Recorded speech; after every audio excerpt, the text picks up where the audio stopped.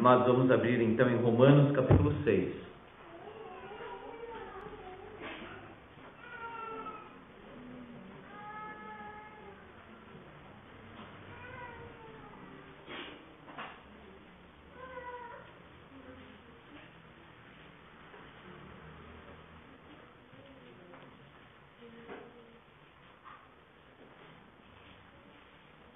Romanos 6, versículo 15.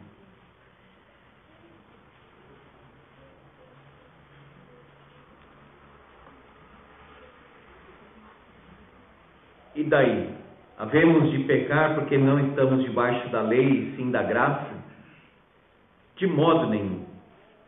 Não sabeis que daquele a quem vos ofereceis como servos para obediência, desse mesmo a quem obedeceis, sois servos, seja do pecado para a morte, ou da obediência para a justiça?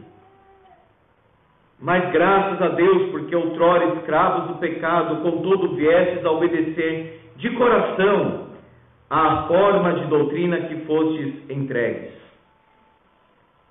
E uma vez libertados do pecado, fostes feitos servos da justiça. Falo como homem, por causa da fraqueza da vossa carne. Assim como oferecestes os vossos membros para a escravidão da impureza e da maldade para a maldade, assim oferecei agora os vossos membros para servirem à justiça para a santificação.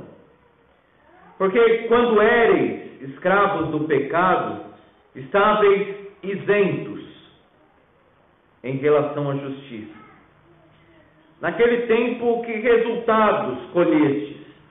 Somente as coisas de que agora vos envergonhais, porque o fim delas é morte. Agora, porém, libertados do pecado, transformados em servos de Deus, tendes o vosso fruto para a santificação e, por fim, a vida eterna. Porque o salário do pecado é a morte, mas o dom gratuito de Deus é a vida eterna em Cristo Jesus, nosso Senhor. Amém. Se alguém perguntasse assim para você: você é filho de Deus ou escravo de Deus? Qual seria a resposta? Qual seria a colocação? A resposta correta, de acordo com Romanos, é o seguinte: as duas coisas. Nós somos filhos de Deus e nós somos escravos de Deus. Essa ideia de escravidão soa um tanto pesada para nós brasileiros por causa da tendência viciada de contar a história do nosso país, sempre olhando para a escravidão de uma forma totalmente negativa e destruidora. É óbvio que Deus não é a favor da escravidão. É certo, irmãos, que a escravidão, ela configura um estado nesse mundo caído. E Deus, ele, na palavra, legislou diante de uma situação que já se encontrava em Israel, que era a escravidão. Mas nós tínhamos, por exemplo, o ano do jubileu, que era a libertação dos escravos, que na maioria das vezes Israel nem cumpriu. Quando nós falamos de escravidão, então na Bíblia, não se deve imaginar alguém que está num estado assim deplorável, alguém que está sofrendo diante de um tirano.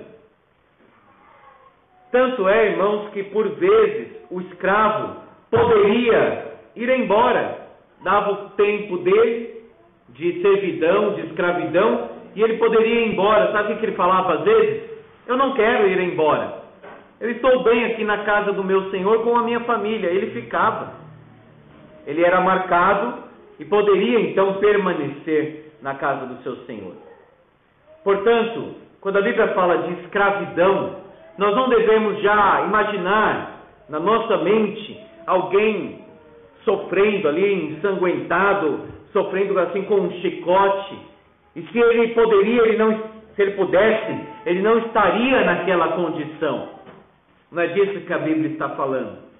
Quando a Bíblia diz que nós somos escravos de Deus, ou escravos do Senhor Jesus, escravos da justiça, a Bíblia quer dizer o seguinte: nós pertencemos completamente a Jesus. Ele é o nosso Senhor. Portanto, nós temos várias metáforas na Bíblia do nosso relacionamento com Deus. Nós temos a metáfora da filiação, ou seja, nós fomos adotados por Deus na família de Deus. Mas nós temos também a metáfora da escravidão. E essa metáfora é a metáfora do resgate ou da redenção. Nós estávamos num mercado de escravos. No Império Grego isso era muito comum, no Império Romano também, especialmente no Romano depois, em que um senhor se aproximava e comprava um escravo. A palavra grega na Bíblia, no Novo Testamento, para redenção, é justamente uma referência a esta compra, a este resgate.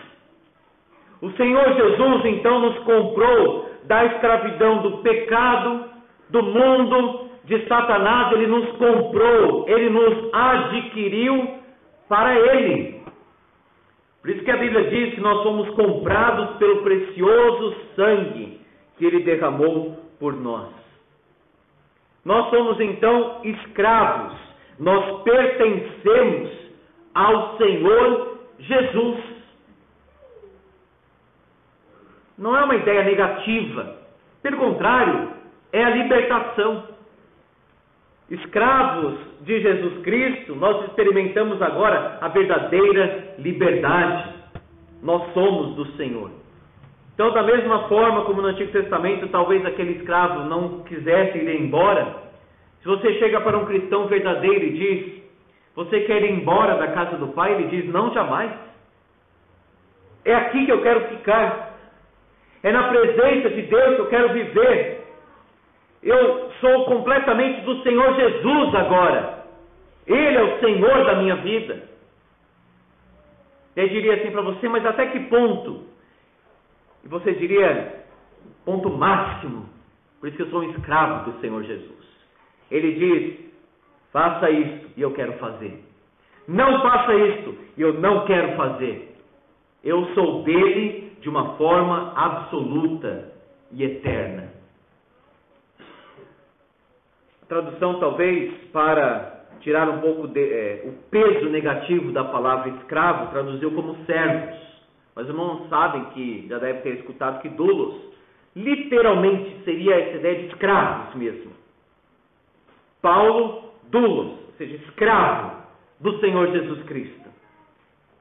Mas não é que está acorrentado e o Senhor Jesus só faz funcionar, só faz obedecer no chicote, não. É porque nós pertencemos completamente ao Senhor Jesus. Agora alguém pode dizer assim: eu não quero ser escravo de ninguém. Sempre será de alguém. Ou é escravo de Satanás, ou é escravo da carne, do mundo e do sistema pecaminoso, ou seja, o mundo, ou é escravo docemente do Senhor Jesus. O Senhor Jesus então nos comprou. E aí nós falamos: eu não quero ir embora mais dessa casa. Eu não quero mais deixar de ser escravo deste Senhor bendito que é o Senhor Jesus. Nós somos então escravos da justiça. Primeiro, por causa do maravilhoso Senhor que nos resgatou. Paulo diz: e daí? Tivemos até um problema com essa questão do e daí, né? Há pouco tempo aí com a presidente, etc. Que às vezes pode ser uma expressão entendida como grosseira, mas não. O que Paulo está dizendo aqui é o seguinte: e então? Ou seja, diante disso, o que nós concluímos? Ele já começou o capítulo 6 dessa forma: que diremos, pois? Permaneceremos no pecado para que seja a graça mais abundante? De modo nenhum. Paulo já tem uma mentalidade tão santificada pelo Espírito, a mente de Cristo, que esses pensamentos causam nele assim um mal-estar. Por isso que ele fala, de modo nenhum, absolutamente não, certamente não, ele diz. Havemos de pecar porque não estamos debaixo da lei, e sim da graça? Muitos respondem, pastores inclusive, sim. Nós temos liberdade hoje. Não importa o que você faça, Deus te ama.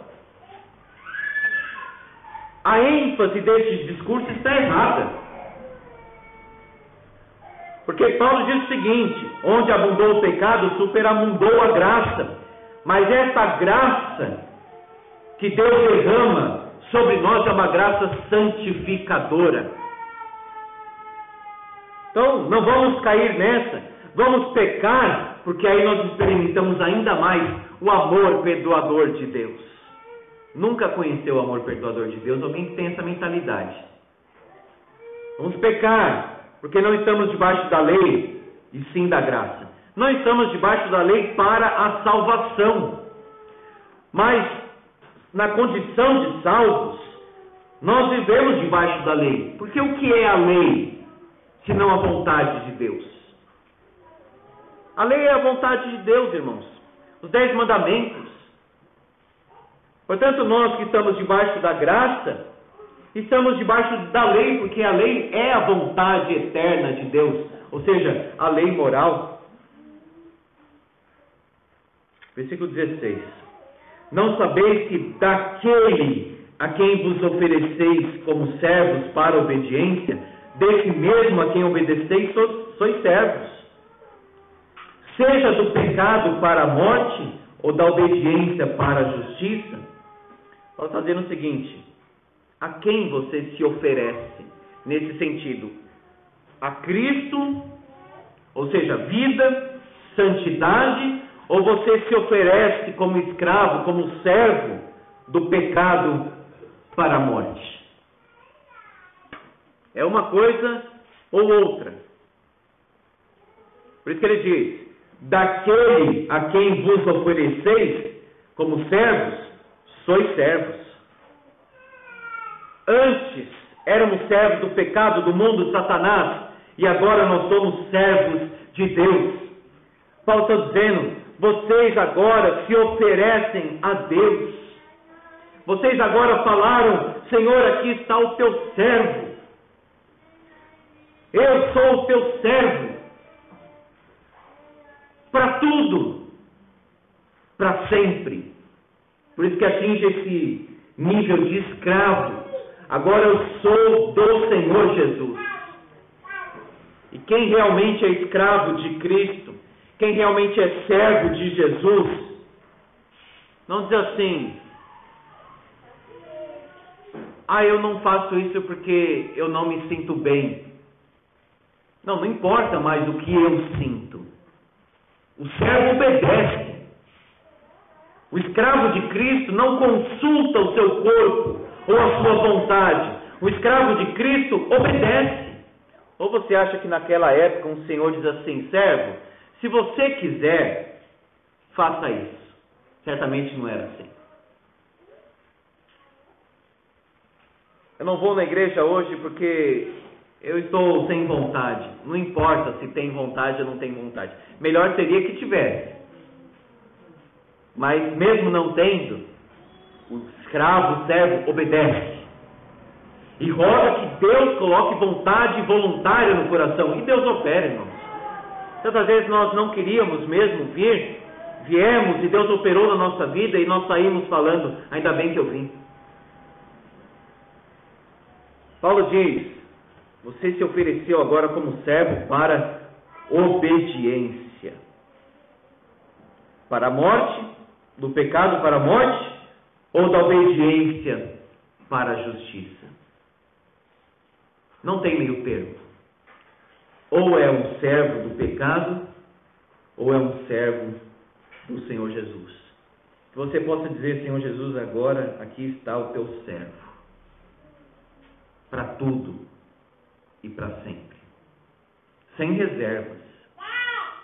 Sem dizer assim, não, quando eu estiver pronto. Deus está mandando hoje. Imagina um senhor, essa ilustração de Paulo é muito interessante. Imagina um senhor dizendo assim para o seu servo: servo, faça isto. Aí o servo diz: eu ainda não estou pronto. E apanhar, isso sim, para ficar pronto. Essa coisa, irmãos, de não estar pronto com Deus não funciona, viu? Ele quer hoje. Ele quer a nossa rendição agora. Não tem esse tempo para pensar. É hoje. Sabe por quê? Isso é uma falácia do inimigo. Nós nunca estaremos prontos para obedecer. Nós nunca estaremos, agora estou preparado. Então essa preparação é humana. É o Espírito Santo que nos rende ao coração do Senhor Jesus, à cruz. Portanto, nós somos escravos da justiça por causa do maravilhoso Senhor que nos resgatou. Agora nós somos dele. O outro era terrível, o outro sim era terrível. O outro era para a morte. Satanás e o pecado aqui é colocado como um tirano que faz mal, que oprime, que destrói. Agora nós fomos colocados diante do Senhor Jesus. E Ele é o Senhor da nossa vida. Ele nos resgatou. Ele diz: agora você é meu. Eu te comprei pelo meu precioso sangue. Segundo, nós somos escravos da justiça porque somos gratos a Deus. Paulo diz: mas graças a Deus. Versículo 17. Antes ele era escravo do pecado, no farisaísmo, no legalismo, na religião que ele buscou. Mas agora ele é do Senhor Jesus, Paulo. E ele diz: quer vivamos, quer morramos, somos do Senhor. Graças a Deus, ele diz então que o Senhor nos regenerou para obediência. Outrora escravos do pecado, diz Paulo, contudo viestes a obedecer, olha aí, irmãos, de coração. O servo é servo de coração, não é de imposição. O Senhor Jesus diz: meu servo, faça isto. E ele diz: sim, Senhor, eu faço. Isso não é nada comparado com o que o Senhor fez por mim. De coração obedece à forma de doutrina a que fostes entregues. Nós temos diante de nós somos servos de Jesus, os verdadeiros servos de Jesus. Nós temos diante de nós a cruz e a doutrina apostólica. Olha aí, de coração à forma de doutrina a que fostes entregues. Então Deus nos regenerou para a obediência e Deus nos fez submissos à doutrina, o ensino dos apóstolos. E agora sim a liberdade. Uma vez libertados do pecado, fostes feitos servos da justiça. Versículo 18. Os jovens vai ter o pós-culto. É importante pensar nisso. O mundo diz: nós fazemos isso porque nós queremos liberdade. Aí é droga, show, um monte de coisa ilícita, sexo no casamento. Isso é liberdade. Os filmes vão colocando isso na cabeça dos jovens. Entrou na faculdade, é um período assim, não de crescimento intelectual, de alguém ser formado ali para servir a família, a igreja, a nação. Não, é o período da aventura. Agora o que nós não experimentamos, agora nós vamos experimentar. É a famosa liberdade do mundo. É a máxima escravidão, isso sim. Tem um pregador muito conhecido hoje, Timothy Keller, que ele fala o seguinte: sabe o que é a liberdade do mundo? É você tirar um peixinho de um aquário, lançar ele no mato e dizer assim: agora você é livre. Coitado do peixe, o que acontece com o peixe? Ele morre. Então você tirar o homem daquilo para o qual ele foi criado, família, conceitos tradicionais, princípios, aquilo que faz parte da humanidade, da pessoa, aquilo que é natural, e dizer assim: não, você precisa experimentar tudo isso que é ilícito, tudo que destrói. Você precisa cair no mundo. Isso não é liberdade, isso sim é escravidão. Quando Jesus então liberta, olha aí, uma vez libertados do pecado, a pessoa conhece um amor que ela nunca, jamais, para dar ênfase aqui, conheceu. Por isso que nós lemos João: se o Filho do Homem vos libertar, verdadeiramente sereis livres. Conhecereis a verdade, e a verdade vos libertará. O cristão verdadeiro, então, ele não diz: eu era livre, porque naquela época tudo que eu queria assim eu fazia. Não, aquilo era escravidão. Aquela bebedeira, aquela situação deplorável, aqueles excessos, aquela falsa liberdade, aquilo sim era escravidão. Agora com o Senhor Jesus, agora sim é liberdade, agora sim é vida. Agora nós experimentamos algo que realmente traz ânimo, que traz esperança. Agora sim, Paulo diz, agora vocês estão libertados do pecado e são servos da justiça. Paulo diz, graças a Deus. Graças a Deus. Quando Ele estendeu a sua mão para mim, eu era pobre, perdido, sem Deus, sem Jesus, diz aquele cântico tão bonito. Mas Ele estendeu a sua mão. Ele nos tirou daquela escravidão do pecado, daquela morte, daquela situação miserável. E agora as cadeias romperam. Aquilo que só nos afundava, aquela tristeza, aquele abatimento, nós estávamos no pó, agora nós temos vida. Como diz Ezequiel, capítulo 16, um dos capítulos mais tocantes da palavra de Deus. Quando nós estávamos ali abandonados, como uma criança abandonada, diz Ezequiel, revolvendo-se ali no sangue, e quem passava tinha nojo. Mas o Senhor chegou perto, diz Ezequiel, olhou para a nossa situação, teve compaixão de nós e disse, vive, ainda que você está nessa condição, vive. É maravilhoso o capítulo 16 de Ezequiel. E o Senhor cuidou, e aquela jovem se tornou tão bela, mas essa beleza serviu para que ela se orgulhasse, e aí vivesse na prostituição espiritual. Mas o capítulo termina com Deus dizendo o seguinte, eu ainda amo os meus filhos. Amados irmãos, liberdade é com Cristo.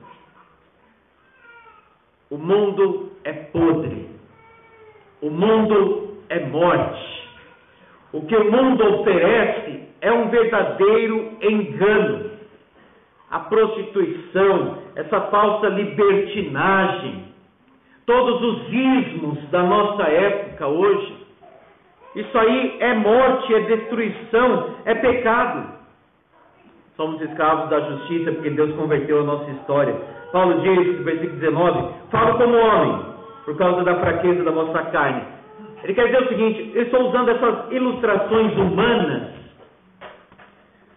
porque o entendimento é fraco, então precisa dessas comparações. É isso que ele quer dizer, falo como homem, por causa da fraqueza da vossa carne.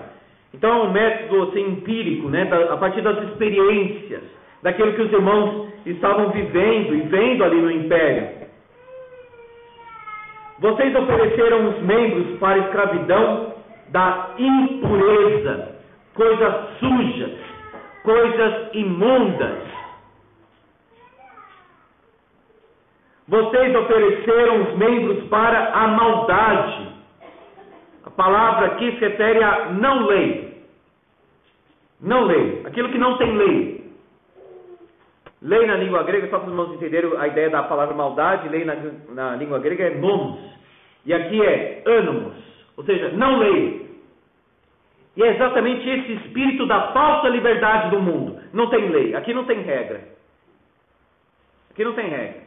E eles enganam muito dizendo o seguinte, a única regra é o amor. Mas irmãos, se o amor procede de Deus, nada fora de Deus pode ser amor. Aqui não tem regra.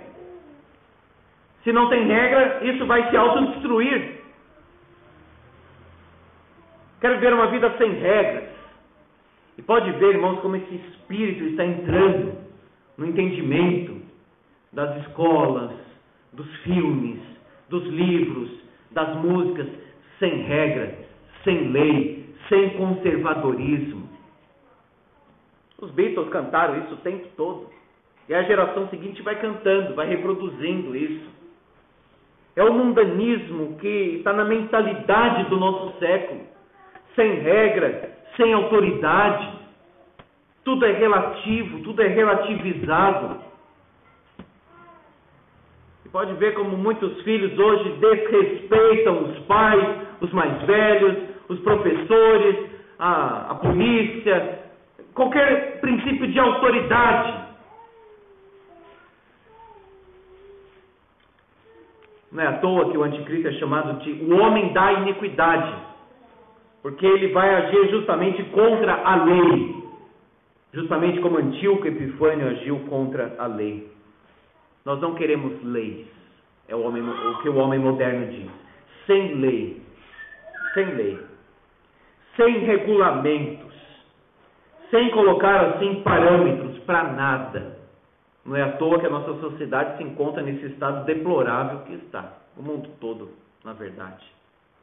E Paulo diz, da maldade para a maldade.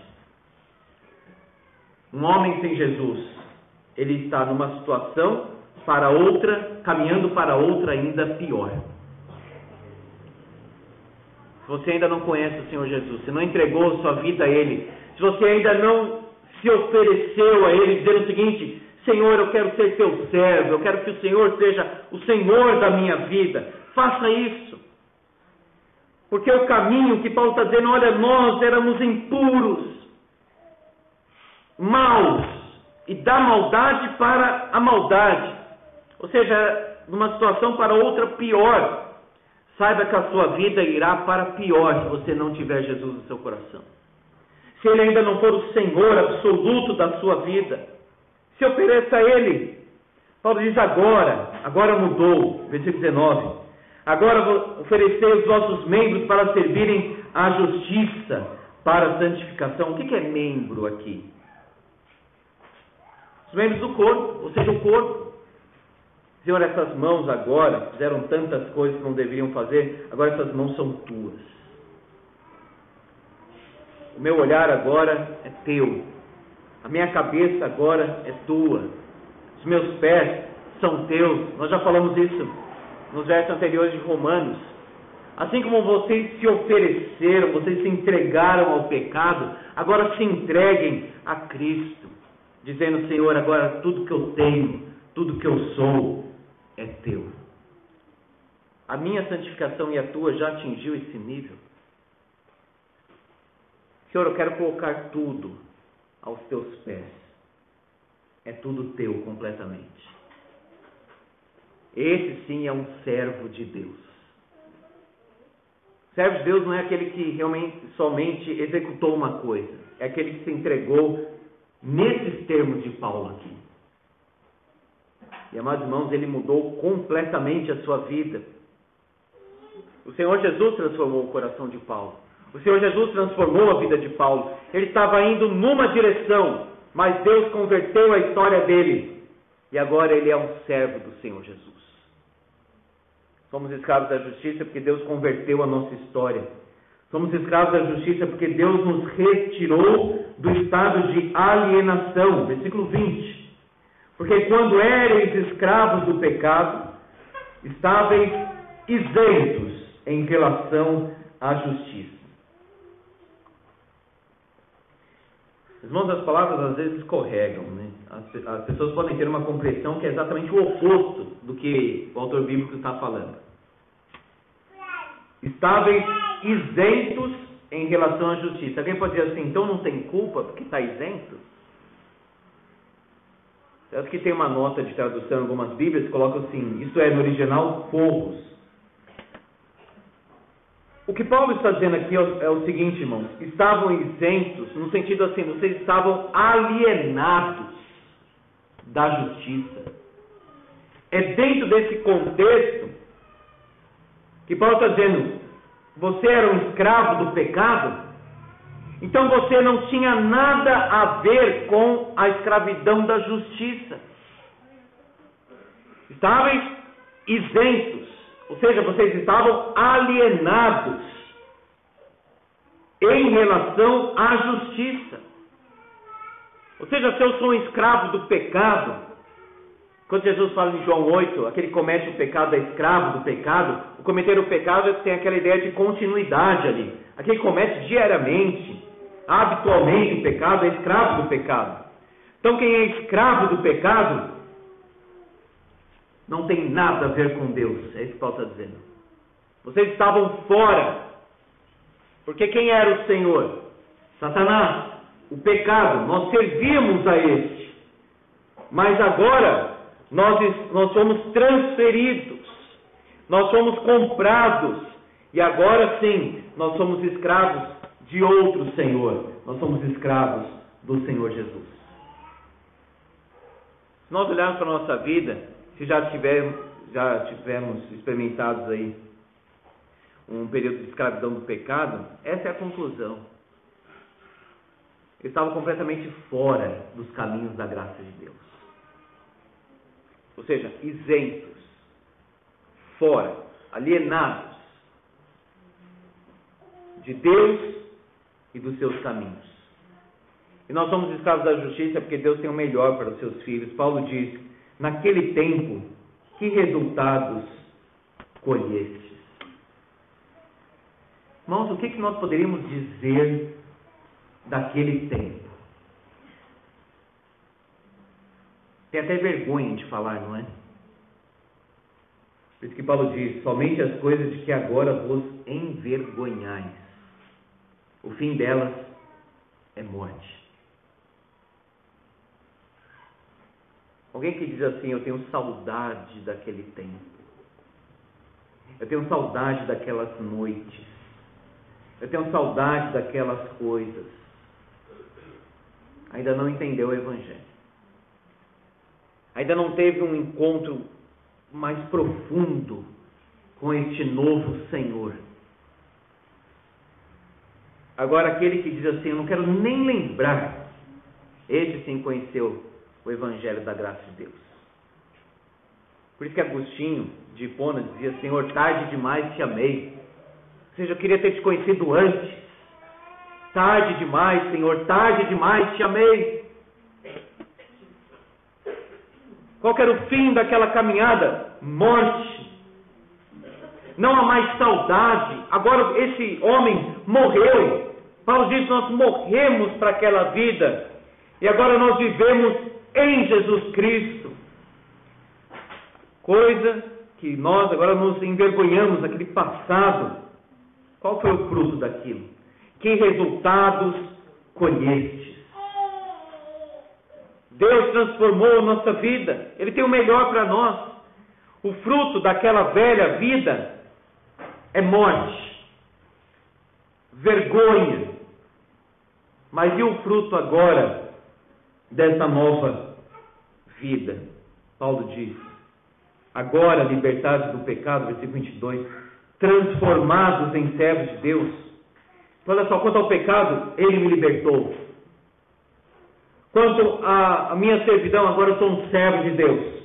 Tende o vosso fruto para a santificação e, por fim, a vida eterna.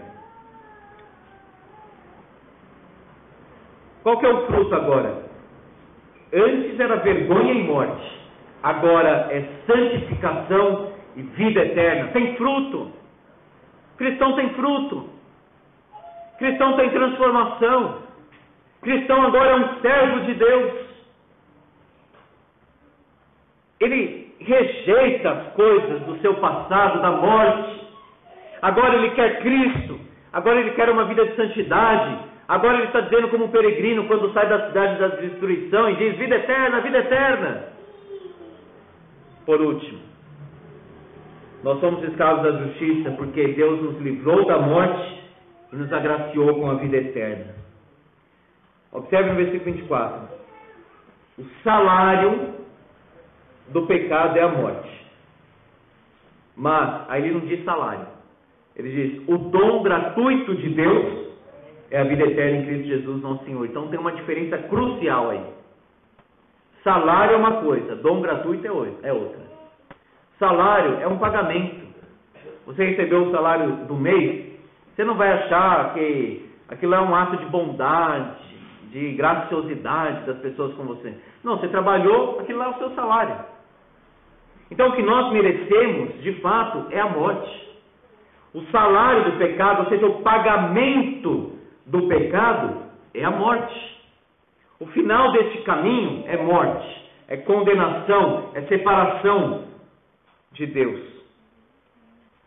E a vida eterna não é um salário. Ninguém aqui é bom a ponto de merecer a vida eterna de Deus. Ninguém aqui poderia comparecer diante de Deus porque fez muita coisa boa. Porque é o oposto disso. A vida eterna é este dom gratuito, é o dom da graça de Deus. É algo que Deus, por sua graça, pela imensidão do seu amor, nos deu. O dom gratuito de Deus é a vida eterna em Cristo Jesus. Morte é salário, vida é dom gratuito. Por isso Paulo diz, graças a Deus. No capítulo 7, ele também termina o capítulo dizendo, graças a Deus por Jesus Cristo, nosso Senhor.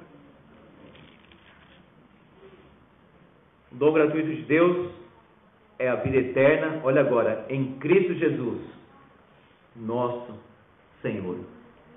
Vejam que essa palavra Senhor é tão rica de significado, especialmente estudando esse capítulo 6 de Romanos. Quando nós falamos assim, Senhor Jesus, toda essa ideia de escravidão, de agora ser um servo de Deus, de ser tirado da servidão da morte, deve estar incluída. Por isso que a teologia ela traz peso para a nossa oração e para o nosso louvor, para os nossos cânticos. Quando você diz assim, Cristo Jesus, o nosso Senhor. Quando eu digo Senhor Jesus, automaticamente estou falando, aqui está o teu escravo, o teu servo, aquele que está completamente debaixo do teu domínio, Senhor. Cristo ungido, Jesus, Salvador, nosso, porque é da igreja, Senhor, porque nós somos dele. Você já entregou a vida para o Senhor Jesus? Faça isso essa noite. Se ainda não fez, saia então da morte para a vida. Que o Espírito Santo opere em cada coração para nós abandonarmos o mundo, as coisas do mundo, as trevas do mundo, a escuridão do mal, como diz o Antigo Testamento, e que nós possamos olhar para Jesus e falar, Senhor, agora Tu és o meu Senhor. Eu sou Teu, por completo e para sempre. Amém. Vamos orar.